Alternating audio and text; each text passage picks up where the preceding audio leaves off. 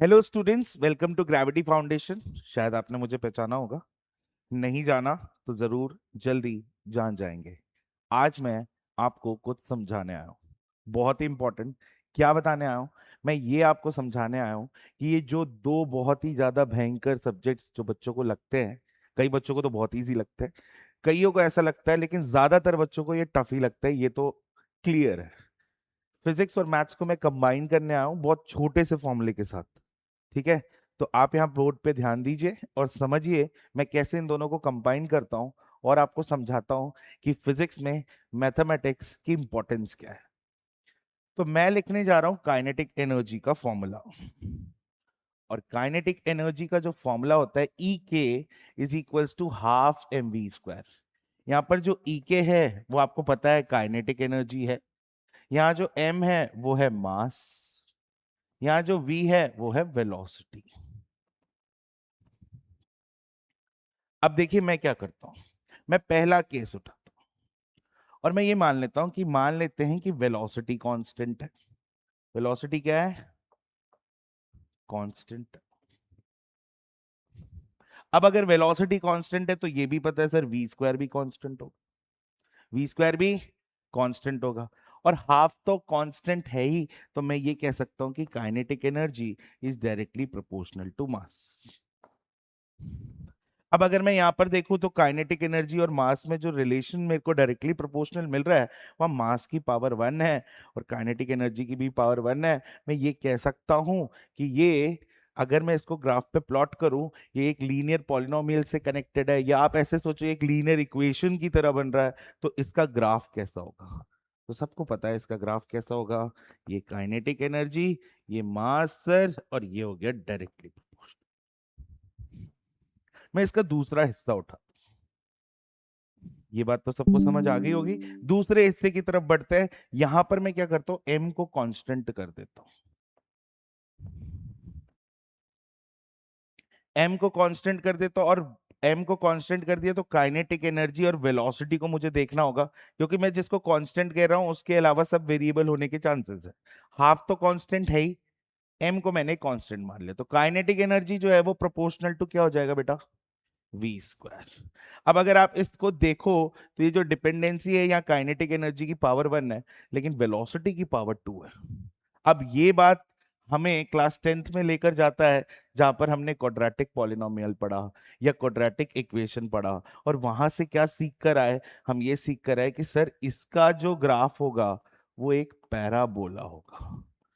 क्या होगा? पैराबोला। और आपने linear equation in two variable में जब दो चीजें होती थी, दो वेरिएबल्स होते थे, आप हिट एंड ट्रायल मेथड से एक्स की वैल्यू डालते थे, वाई की वैल्यू ऑब्टेन करते थे और उसको ग्राफ पे प्लॉट करते थे। लेकिन वो काम आपने यहां किया था। मतलब दो क्वांटिटीज जब पावर 1 के साथ होती है उनको आपने ग्राफ पे प्लॉट किया था। जैसे कि कोई एग्जांपल ले लेते हैं, y is equals to x plus two. तो इसका आप बहुत easily linear equation in two variable के थ्रू उसका ग्राफ बना सकते हैं। लेकिन यहां पर तो ये वी स्क्वायर हो गया। वी स्क्वायर से समझ में आया ग्राफ तो पैराबोला होगा। तो कैसा दिखेगा ग्राफ? तो ग्राफ कुछ ऐसा दिखेगा, क्योंकि पैराबोला कैसे होते हैं? ऐसे, ऐसे, ऐसे, ऐसे। इससे तो आप अभी तक क्लास 10th के स्टूडेंट तो इससे रिलेट करते होंगे, जो अभी 11th में आए हैं। देखो तो इसका ग्राफ कुछ ऐसा होगा, ऐसा। हम ये ऑब्टेन कर सकते हैं बाय पुटिंग वैल्यूज। ठीक है, ये बात तो क्लियर होगी, ये तो सबको ही क्लियर होगी। लेकिन मैं यहां पर अब तीसरी बात करने जा रहा हूं। क्या करने जा रहा हूं बेटा? तीसरी बात, जरा इसको ध्यान से देखें।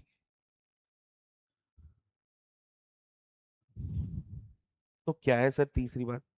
तीसरी बात यह है बेटा कि मैं अब इस फॉर्मूले में कुछ और करना चाहता हूं। मैं चाहता हूं कि आप काइनेटिक एनर्जी एंड 1/m के बीच का ग्राफ बनाएं। मैं चाहता हूं आप काइनेटिक एनर्जी और 1/m के बीच का ग्राफ बनाएं, जहां वेलोसिटी को मैं कांस्टेंट मान लेता हूं। अब ये कैसे करेंगे? तो इसके लिए आपको क्या करना होगा, यहाँ काइनेटिक एनर्जी तो न्यूमरेटर में है, मास भी न्यूमरेटर में है, दोनों डायरेक्टली प्रोपोर्शनल थे सर यहाँ पर, बट ये क्या दे दिया आपने। तो ये जब मैंने दे दिया तो आपको इसी फॉर्मूले को थोड़ा अलग तरीके से सोचना होगा। तो वो अलग तरीका क्या है? वो अलग तरीका ये है कि आप इस 1/m को p मान लीजिए, मान लेते हैं। तो यहां से हमें पता चलता है कि सर फिर तो p 1/m तो है ही, तो अपना m क्या हो जाएगा? तो अपना m हो जाएगा 1/p। ठीक इसी चीज को मैं यहाँ यूज करना चाहूंगा, और मैं देखूंगा कि kinetic energy is equals to half, और m की जगह आ जाएगा 1/p, और ये हो जाएगा v²। अब ये तो कांस्टेंट है, और ये भी कांस्टेंट है, क्योंकि मैंने आपको बोला था इसके अंदर हम वेलोसिटी को क्या ले रहे हैं? कांस्टेंट ले रहे हैं। तो अगर मैं यहाँ काइनेटिक एनर्जी और p की बात करूं, तो काइनेटिक एनर्जी जो है वो इनवर्सली प्रोपोर्शनल टू p है। और अगर मैं इसका ग्राफ बनाऊं काइनेटिक एनर्जी और पी के साथ, तो वो कैसा बनेगा? तो आपको इनवर्सली प्रोपोर्शनल का ग्राफ पता हो, वो एक हाइपरबोला फॉर्म में बनता है, और वो कुछ यूं बनता है। और देखो यहां पर ये जो पी है वो एक्चुअली है क्या? 1/m। बस यही बात थी इंपॉर्टेंट। ये मैं समझाना चाहता हूं कि कई बार फॉर्मूले आपके पास दिए हुए रहते हैं, और आप उन फॉर्मूलों से कैसे, और किसी बात को अगर आप समझना चाहो तो कैसे सोच सकते हो, ये फॉर्मूला कितना इंपॉर्टेंट हो। एक छोटा सा फॉर्मूला जो फिजिक्स के कंसेप्ट्स, मैथ्स के कंसेप्ट्स और हर चीज को कनेक्ट करता है। तो होप सो आपको समझ आया हो। Thank you so much. मिलते हैं अगले वीडियो में।